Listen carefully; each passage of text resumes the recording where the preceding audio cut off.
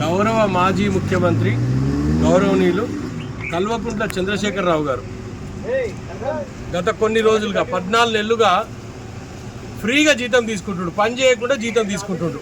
దానికి భాగంగానే ఈరోజు మా గౌరవ స్పీకర్ అయిన గడ్డం ప్రసాద్ కుమార్ గారిని కలిసి ఆయన జీతం విత్డ్రా చేయండి, ఎట్ ద సేమ్ టైం 14 నెలల నుంచి ఆయన జీతం తీసుకుంటుండు, అది కూడా రికవరీ చేయమని విజ్ఞప్తి చేయడం జరిగింది.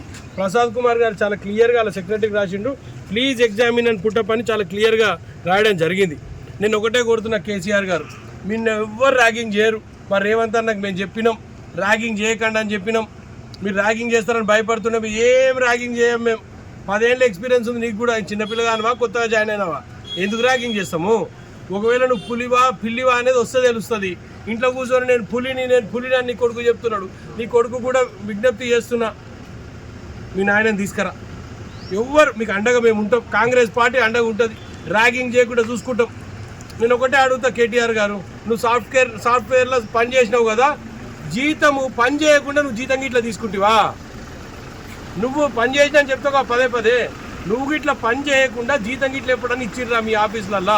అట్లాంటి ఏదైనా నౌకరు ఉంటే చెప్పు, రాష్ట్రం మొత్తం ఉన్న ప్రజలందరూ కూడా అట్లాంటి. మరొకసారి కె చంద్రశేఖరరావు గారిని ప్లీజ్ అసెంబ్లీకి రండి, ప్రతిపక్ష పాత్ర మీకు ఇచ్చిన ప్రతిపక్ష పాత్ర పోషించండి, సరైన టైంలో జీతం ఇప్పించే బాధ్యత మాది.